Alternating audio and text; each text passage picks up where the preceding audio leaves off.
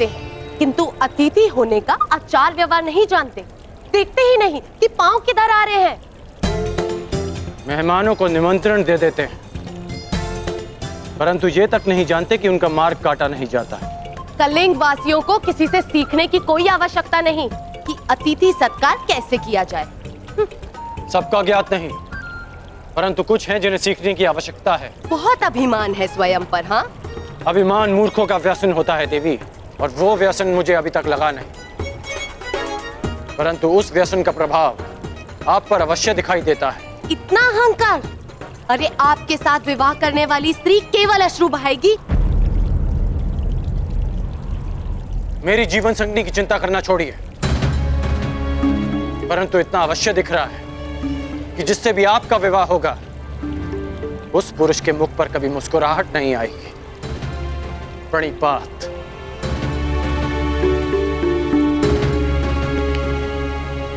हाँ, अभिमानी।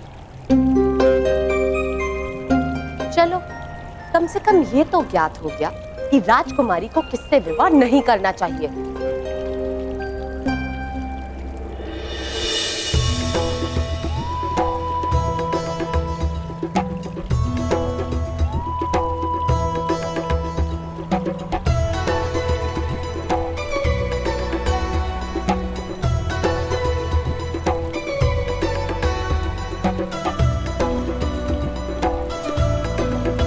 इस अभिमानी के स्पर्श से ये फूल कैसे खिल गया? क्या ये अच्छा संकेत है?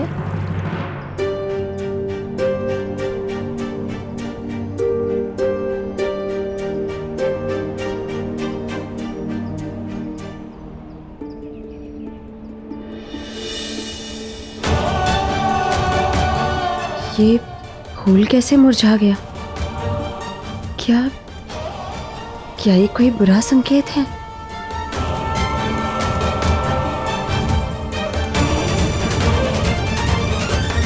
यहाँ मैं बैठूंगा।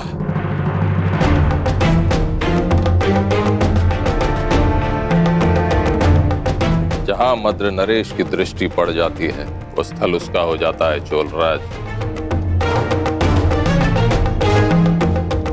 अब ये स्थान मेरा है। यहाँ सर्वप्रथम मैं उपस्थित हुआ था और इस स्थान पर तुम बैठना चाहते हो ताकि कुमारी भानुपति की दृष्टि सर्वप्रथम तुम पर पड़े, लेकिन हम ऐसा नहीं होने देंगे।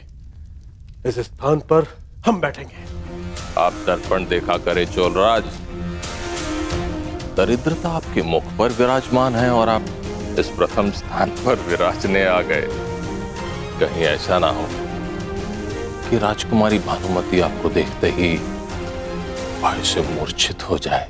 आप हमारा अपमान कर रहे हैं। अपमान तो उसका होता है जिसका कोई मान हो। हम तो आपको अपमान के योग्य भी नहीं समझते।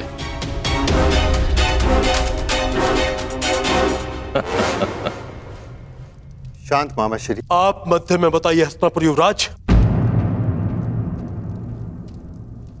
चोलराज अपना अपमान नहीं सहेगा।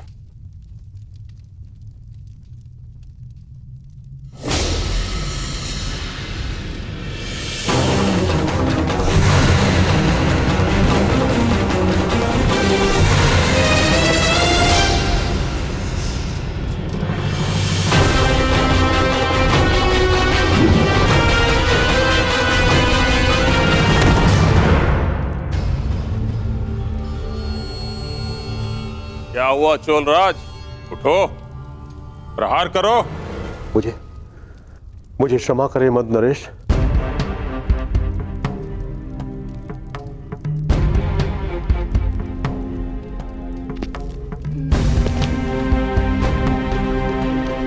मामा श्री का व्यसन कभी जाएगा नहीं। दूसरों को क्रोध दिलाकर उनकी शक्तियों को स्वयं में समाहित करने का गुण है इनमें।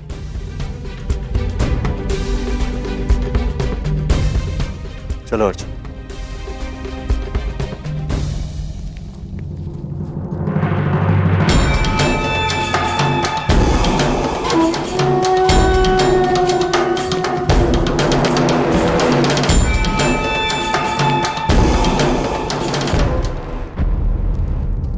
अरे कुमार दुर्योधन, स्वागत है।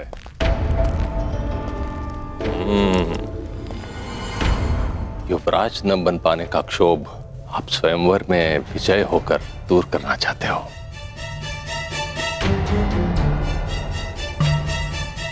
मेरा प्रकरण छोड़िए मद्रराज, आप बताइए, आप यूं बढ़ती आयु में यहां क्या करने आए?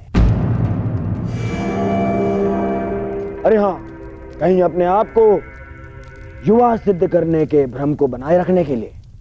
हाँ।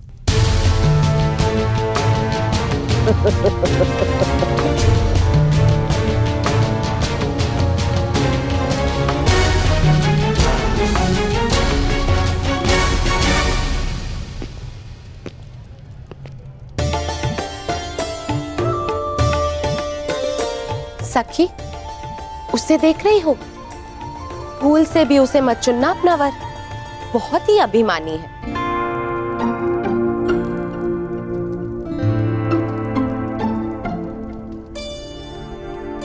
इसे ना चुनो सुप्रिया।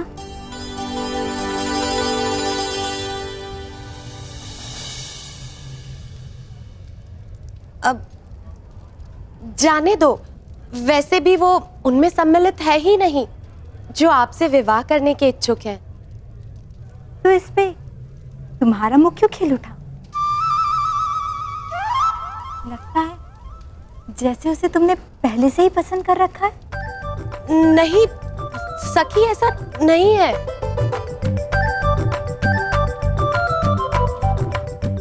जो भी है, वो तो इस पुष्प ने बता दिया। अब उसका नाम बता दो।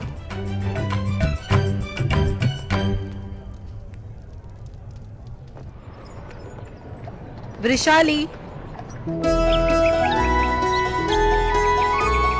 काका काकी,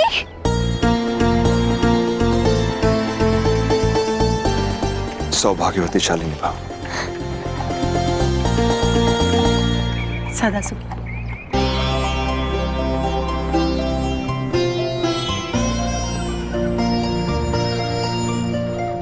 अब तो तुम सदा के लिए मेरे पास आने वाले।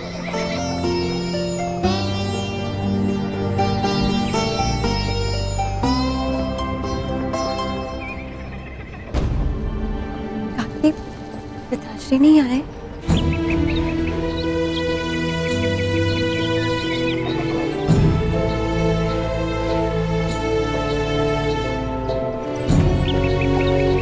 काका काकी, कर्ण तो है नहीं यहाँ। जानता हूं। हस्तिनापुर में सूचना मिली, कुमार दुर्योधन उससे अपने साथ कलिंग ले गए। परंतु आप चिंता मत कीजिए, मैं हूं यहाँ आपके स्वागत के लिए। चिंता की बात है वृषाली, युवराज के साथ कुमार अर्जुन भी गए।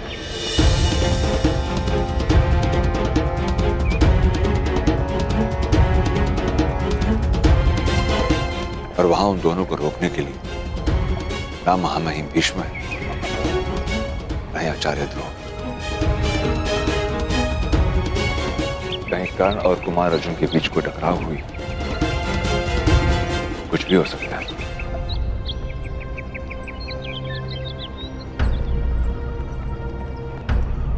चिंतित मत हो काका, कुछ नहीं होगा। कर्ण यहाँ सुरक्षित पहुंचेगा। उसने वचन दिया है मुझे, पूर्णिमा की रात्रि तक वो यहाँ उपस्थित होगा। किसी भी परिस्थिति में वो अपना वचन नहीं तोड़ेगा,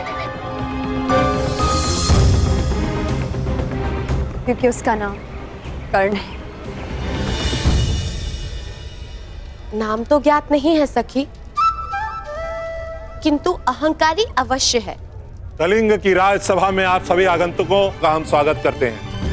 हमें आशा है कि आपकी सेवा में कोई त्रुटि ना हुई होगी। आज हमारी पुत्री कलिंग की राजकुमारी भानुमति का स्वयंवर है, इसलिए ना कोई चुनौती होगी और ना ही कोई स्पर्धा। आर्य पद्धति के अनुसार राजकुमारी भानुमति आपके समक्ष उपस्थित होंगी।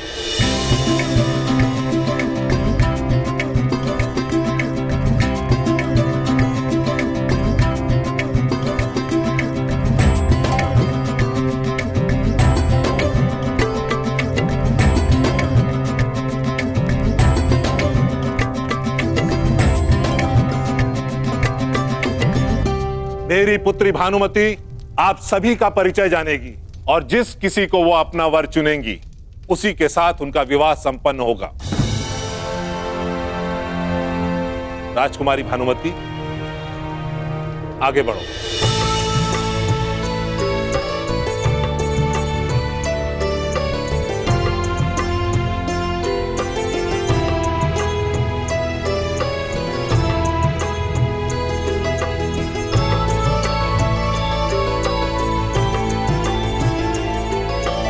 ये है मद्रुपति, महाराज शल्य, तलवार चलाने और मल्ल युद्ध में निपुण।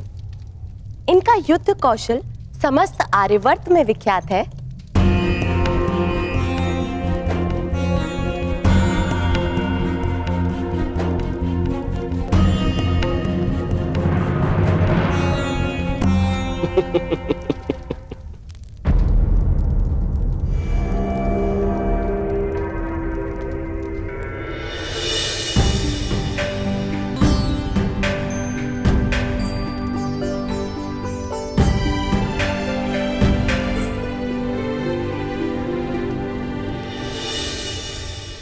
मित्रकर्ण, यही है वो जो मेरी जीवन संगिनी बनेगी।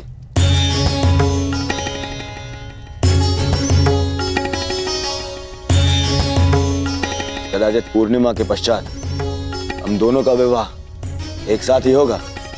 मित्र, तुम भूल रहे हो कि यह स्वयंवर कुमारी भानुमति का है। यहां चुनने का अधिकार केवल उन्हें है। यदि ऐसा है तो उसे दुर्योधन को चुनना होगा। अब भानुमति का विवाह दुर्योधन से ही होगा।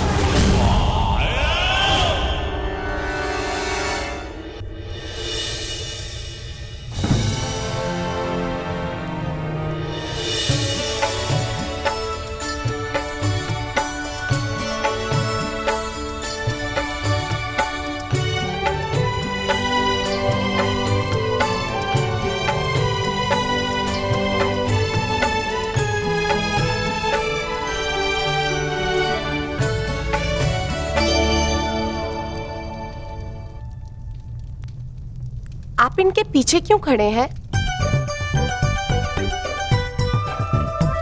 कौन है आप?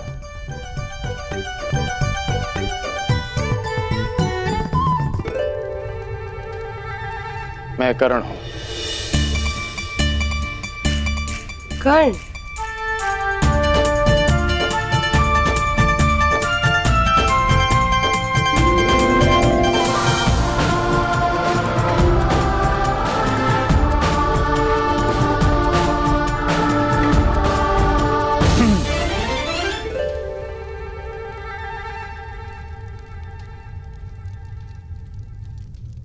और ये है हस्तिनापुर कुमार, सम्राट धृतराष्ट्र के पुत्र।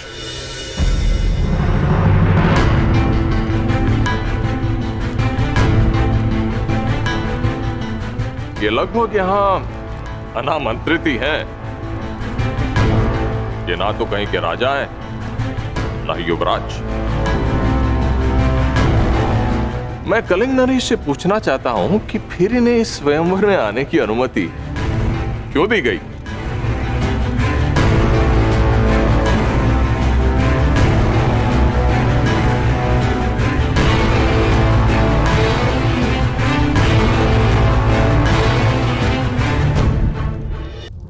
मैं कलिंग नरेश से पूछना चाहता हूं कि फिर इन्हें इस स्वयंवर में आने की अनुमति क्यों दी गई? इन्हें अनुमति मैंने दी है शल्यराज, सम्राट धृतराष्ट्र के अनुग्रह पर। उचित है। अब सम्राट धृतराष्ट्र करे भी तो क्या करे? अपने पुत्र के युवराज न बन पाने के दुख में उनके घावों पर लेप लगाने के लिए यहां भेज दिया। भाई, हम तो कहते हैं तुम्हारी भानुमति का विवाह इन्हीं से करवा दीजिए। कदाचित विवाह के शुभ अवसर पर इन्हें मुकुट पहनने का सौभाग्य मिल जाए।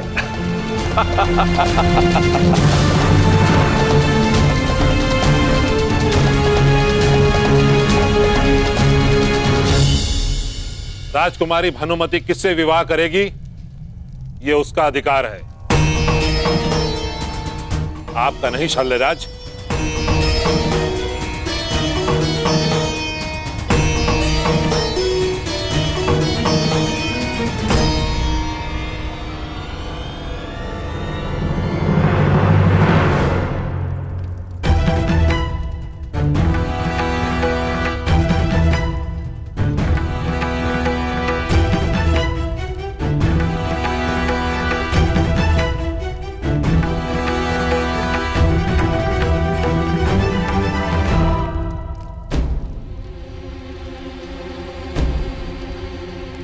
मित्र, अपने क्रोध पर नियंत्रण रखो।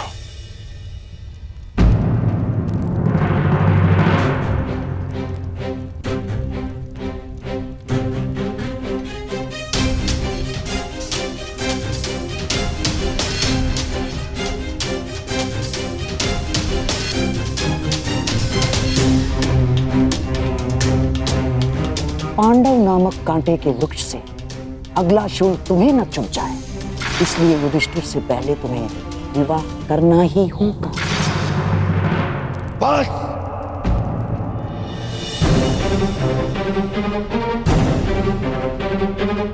नहीं मित्र, मित्र,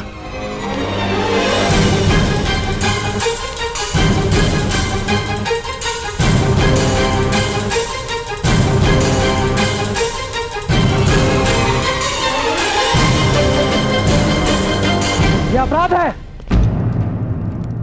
ये स्वयंवर नहीं हरण है। स्वयंवर कहो या हरण, मैंने भानुमति का वरण कर लिया है।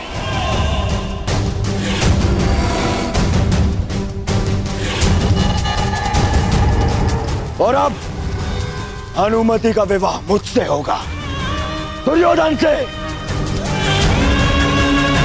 और ये मैं अपने बल पर करूंगा, अपने पिता के अनुग्रह पर नहीं।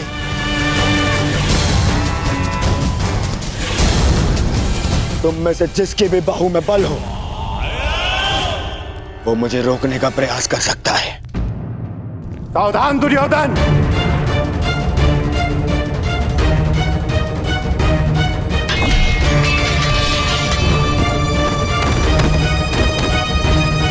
अरे स्वयंवर में हस्तिनापुर का आमंत्रित कुमार स्वयंवर का हरण कर ले, ये हस्तिनापुर की मर्यादा का हनन है और नारी की गरिमा का भी। युवराज का अनुज होने के नाते मैं ये नहीं देख पाऊंगा। आज आप मुझे मत रोकेगा।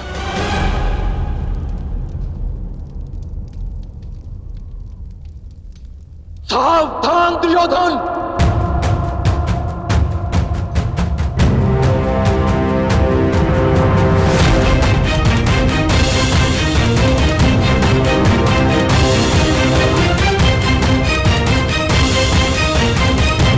या तो राजकुमारी भानुमति को छोड़ो या फिर युद्ध के लिए प्रस्तुत हो जाओ।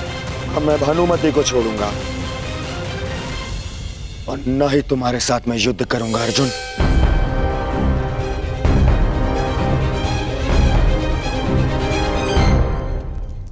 मित्रगण,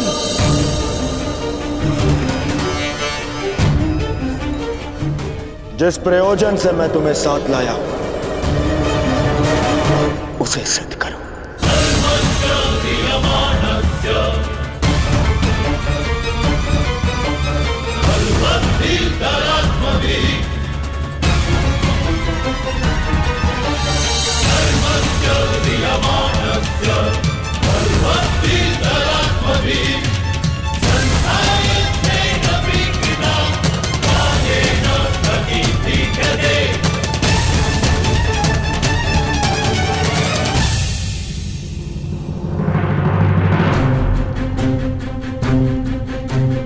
अर्जुन,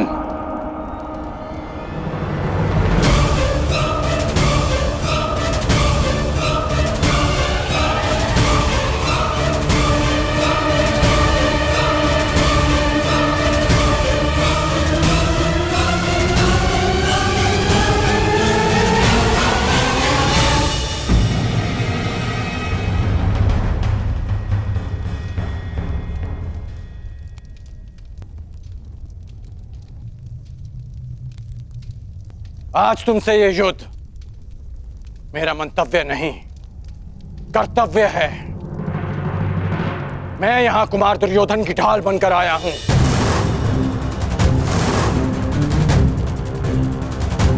आज हमारे बीच कोई नहीं, ना आचार्य द्रोण, ना पितामह, ना दिन बीतने की चिंता और ना ही किसी निर्दोष के मारे जाने का भय। हाँ, ये मेरे युद्ध की ललकार भी है और मेरे कर्तव्य की पुकार भी मुझे स्वीकार है।